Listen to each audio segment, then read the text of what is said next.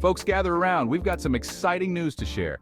The Harris campaign just held a virtual fundraiser and it was a smashing success. It was called White Dudes for Harris. Yes, you heard that right. And get this, they raked in a cool $4.2 million.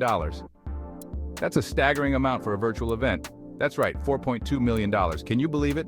Turns out, white dudes have some cash to splash around. Who knew? They really came through for Harris. The event was packed too. It was a virtual crowd like no other. Over 14,000 people logged on to show their support. That's a massive turnout for an online event.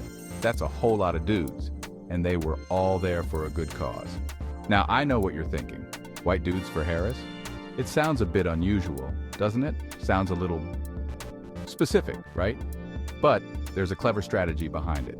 Well, there's a method to this madness. It's all part of a broader plan to engage different demographics. We'll get into that later. Trust me, it's fascinating. But first, let's talk about the stars of the show. This event had some serious star power. This wasn't just any old Zoom meeting. It was a high-profile gathering. We're talking big names here, celebrities, influencers, and more. Celebrities, politicians, the whole shebang, anyone was there.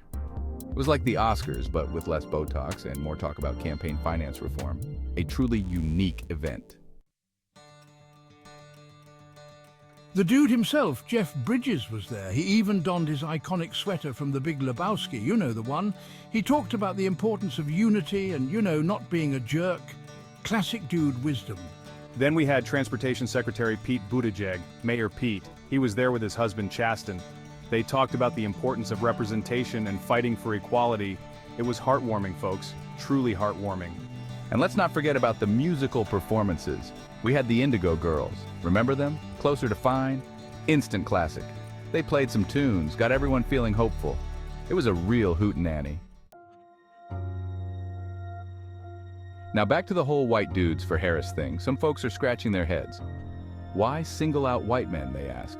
Well, it's all part of a bigger strategy. You see, the Harris campaign has been hosting these identity-focused events. They had Win with Black Women, they had Latinos for Kamala. And now it's the white dude's turn. It's about galvanizing different groups, bringing everyone together. It's about recognizing that we all have a role to play in this election. And yes, that includes white dudes. Don't tell them I said that. They can get a little sensitive. Section 4, white dudes, problem or solution. Now, I know what you're thinking again. White dudes? Really? Aren't they like the problem? Haven't they been at the center of so many issues lately? And it's true, they haven't exactly covered themselves in glory lately. But here's the thing, we can't just write them off. We need everyone on board to beat Trump, even the dudes. Yes, even those who might seem like the least likely allies. The organizers of the event, they get it. They understand the importance of inclusivity. They know that white men are a key demographic, a demographic that can't be ignored if we want to make real change. They're the ones who voted for Trump in droves. They showed up in large numbers and made their voices heard. And they're the ones who need to be convinced to vote for Harris. It's a challenge, but it's not impossible. It's about reaching out, starting a dialogue. It's about finding common ground and building from there. It's about showing white men that their voices matter, but not more than anyone else's. It's about equality and fairness. It's a delicate dance, folks, but someone's got to do it. And if we do it right, we can bring about the change we all want to see.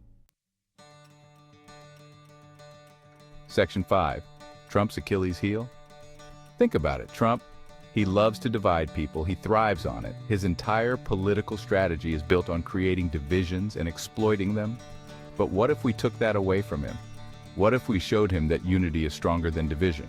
What if we showed him that we're stronger together, that our collective strength can overcome his divisive tactics? That's what this event was all about. It was about bringing people together, even if it was just virtually. It's about chipping away at Trump's base, one dude at a time. It's about having conversations, changing minds, and building a movement. It's about showing them that there's another way, a better way, a way that focuses on unity and progress, a way that doesn't involve tweeting insults at 3 a.m. or spreading misinformation. It's a long shot, I'll grant you that. Changing deeply held beliefs is never easy.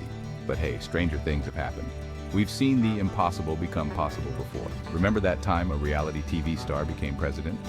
If that can happen, then surely we can change the narrative. Yeah, let's not let that happen again. Let's work together to create a future we can all be proud of. Section 6 Harris for All, the White Dudes for Harris event, it wasn't just about raising money, it was about sending a message of unity, of hope, of a better future for all Americans. Yes, even the dudes. It's about time we all got on the same page. We've got a country to save, folks, and we need all hands on deck. So let's put aside our differences, grab a beer and a bowling ball, and get to work.